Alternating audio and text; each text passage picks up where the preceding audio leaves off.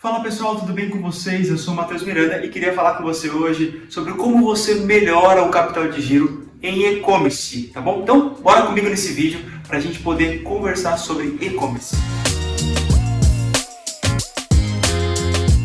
Quando a gente fala de capital de giro para e-commerce, pessoal, é muito importante porque você está no processo de comprar e revender, certo? Esse é o primeiro passo. A primeira dica e uma das mais importantes é reduzir custos. Quando nós falamos de marketplace, de e-commerce, nós falamos de um mercado em que há uma competitividade muito grande. Existe o fato de você muitas vezes trabalhar apenas com o valor do seu bem. E isso acaba dificultando você aumentar o seu ticket ou criar ali uma estratégia para vender mais. Então tudo isso fica um pouco mais dificultoso. Você vai reduzir custos, mas de que forma? Quando você elabora ali de fato as suas despesas, você evidencia, você anota elas para que você entenda aquilo que faz sentido e aquilo que não faz sentido. Você precisa entender o seu cenário, saber que você precisa reduzir custos, mas de uma maneira mais equilibrada. A segunda dica é gerenciar o estoque. Quando nós falamos de marketplace, principalmente em marketplaces mais conhecidos como Mercado Livre, Shopee, entre outros, Magazine Luiza, Casas Bahia, muitas vezes a pessoa ela toma a iniciativa da compra pelo prazo de entrega. Muitas vezes não tem como você trabalhar com um prazo de entrega tão prolongado. Entenda dentro da sua curva ABC, para quem não sabe, curva ABC é aqueles produtos que mais vendem, os que vendem de uma maneira intermediária e os que menos vendem. Utilize essa curva ABC para entender qual é o produto que mais vende na sua empresa.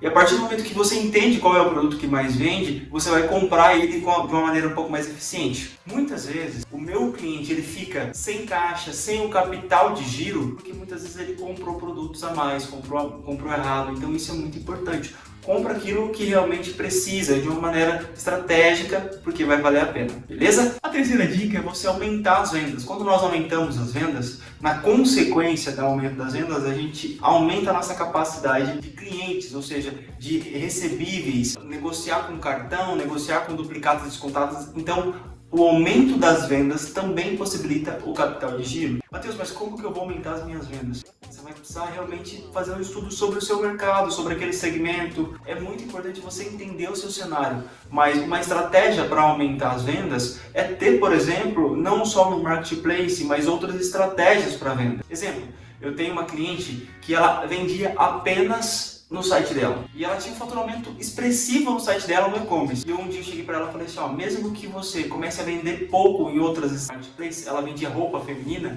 ela falou assim, mas qual outra que eu posso vender? Eu falei, tenta vender na Shopee. Quando ela começou a vender na Shopee, o que aconteceu? Aumentou as vendas dela, porque ela continuou vendendo no site dela e aí vendeu mais também na Shopee. Então busque outros canais de venda. Aumentar as vendas é uma estratégia que você vai precisar buscar. A quarta dica é melhore o ciclo de cobrança. O que é esse ciclo de cobrança? Imagina que eu estou vendendo para você um produto. Então eu vendi para você em 10 vezes, mas eu vou pagar esse produto em apenas 30 dias ou pago à vista. Então há uma necessidade maior de capital de giro. Então o que eu quero dizer aqui? Negocie esse ciclo. Se você concede para o seu cliente e não tem como mudar isso, 10 pagamentos, tenta negociar com o seu fornecedor para que ele prolongue um pouco mais as duplicadas, para que você utilize o seu fornecedor como uma estratégia também para venda. Então, exemplo, se você vende em 10 vezes para o seu cliente, tenta negociar em 6 vezes o seu fornecedor em 30, 60 e 90, 3 meses. Sair do 30 dias, do à vista, isso é muito importante. Então, negocie o ciclo tanto de cobrança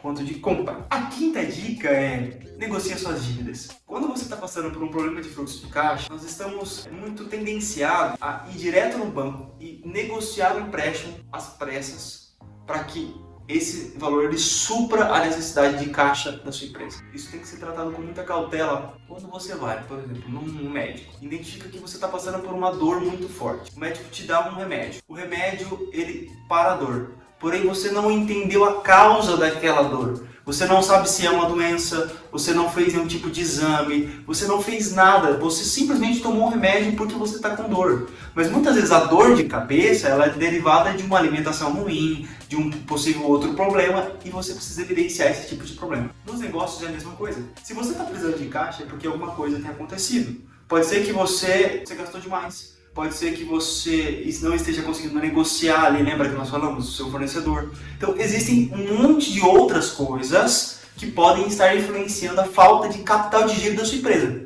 Se você pega o empréstimo e não resolve esse problema, em pouco tempo você vai estar na mesma situação e vai precisar de um novo empréstimo. E qual que é o problema de pegar empréstimo, Matheus? Não tem problema nenhum. No entanto, nós precisamos tomar cuidado porque esses capitais de terceiro, eles possuem juros. E esse custo desse capital, muitas vezes é alto, principalmente no momento que nós estamos vivendo, onde a taxa Selic ela está mais de 13%.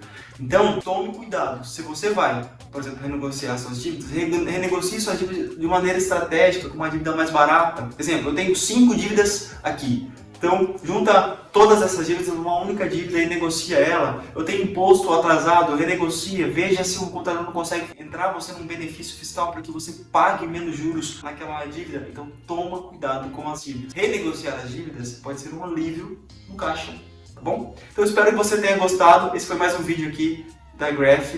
Tchau, pessoal. Até mais.